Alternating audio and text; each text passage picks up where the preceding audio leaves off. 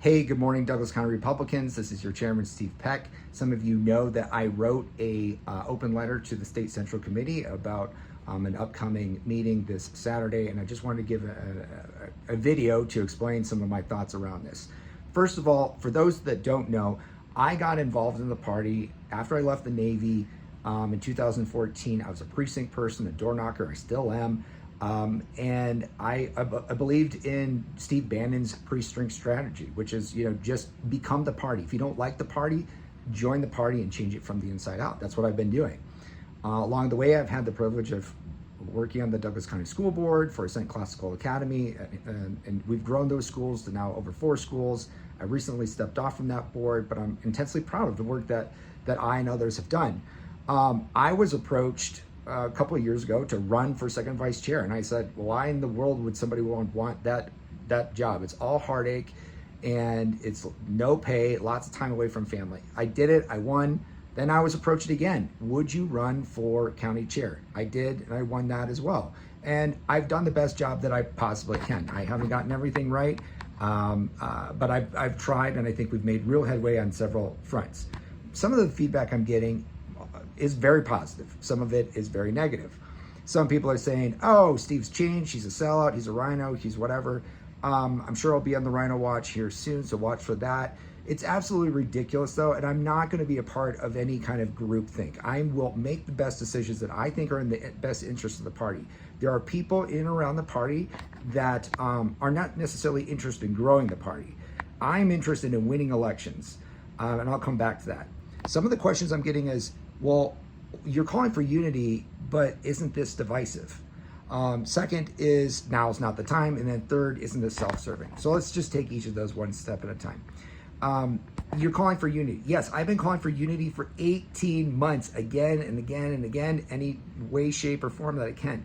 There are people in the party that say, no, first we're at war and we need to wage war against other Republicans.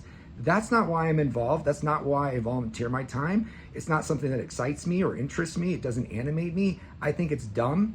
I think it's ridiculous. I wish that, just so you guys know my politics, I wish everybody was like Mike Lee or Thomas Massey or Rand Paul, Ted Cruz type person. We live in a big place with lots of different opinions.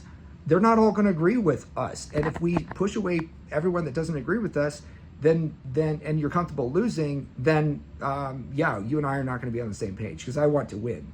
Winning fixes a lot of things, and we have a loser locker room mentality right now that accepts losing, because, well, after all, if we lose but we're right on the issues, that's okay. It's not okay.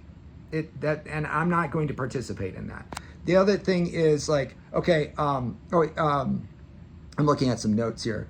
Aren't you attacking other Republicans? There was an email that went out over a month ago that was shared with about 30 other county chairs, saying Dave's got to get thrown overboard. We got to do something about Dave. And I was one of the first people to respond to that. And I said, no, while I disagree with some of the things that he said and done, I don't think that we need to do that. We need to avoid fanning the flames here. Don't extend the news cycle. Let this thing die a natural death. Well, ultimately, people decided another course of action, and here we are. Todd Watkins collected the signatures for the meeting on the 27th. I did not sign that because, again, I was hoping that this thing would blow over. I was not a signatory to that. I did not ask for any of this. I was hoping that this would go away, and it hasn't. So now I'm faced with I get other calls and emails saying, you're in a leadership position, you're accountable, you need to step up. Okay, and so after weeks of contemplating this, I thought, okay, silence is being complicit, and if I disagree with the track that we're on, isn't that a problem? And what I've observed is that in life, it's not enough to just agree with somebody on the politics. I agree with Dave on a lot of political issues. What he lacks is some of the other qualities necessary for this job. And what I observe, and this is my observation, is that he's not necessarily just interested in growing the party, in adding volunteers, building coalitions in the way that Trump has shown us to do. I mean, you look at the RNC convention, you got Hulk Hogan, Kid Rock, Franklin Graham, Gold Star moms, everybody's up there. But locally, we haven't taken that lesson to heart. We're like, we've got these tests and gatekeepers, and if you're not with us, you're against us. Well, okay, that might be satisfying, but I'm really not that interested in that kind of stuff. Okay, so why now? Why now? We're 100 days away from the election. Can't this wait till later? Well, again, I didn't call for this meeting to be now. The bylaws drive the timeline. Okay, I encouraged that this meeting not take place, but it's taking place, and the bylaws drive the timeline.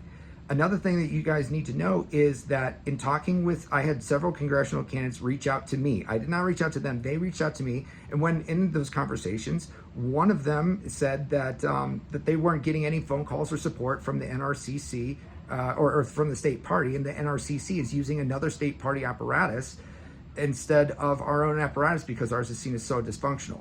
Another person said no chair would be better than this chair, because at least we wouldn't be driven backwards. And so if you're thinking like we're so close to winning, we can't afford to make a change right now, I would submit that there's nothing happening in several key marquee races. CD8 on the north side, CD3 is another. And then lastly is about ambition. Some people are like, well, this is all self-serving, Steve.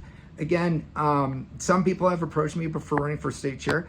If there was support for me to run for state chair, I would run. I'm not going to run without support. I'm not going to take over an organization that's deeply dysfunctional. We'll see if that support materializes or not. But this isn't about me. This is about Dave and whether or not we want to be a winning party or a loser party. And I want to be a winner party. And so whoever the next chair is and whatever happens from here, we need to stop this litmus test. It might serve a purpose, and I certainly want accountability, and I want people to be as right-wing as they can possibly be, but not every race is going to allow for that. So we need to get the most conservative person in whatever race that person finds themselves in. So thanks for listening.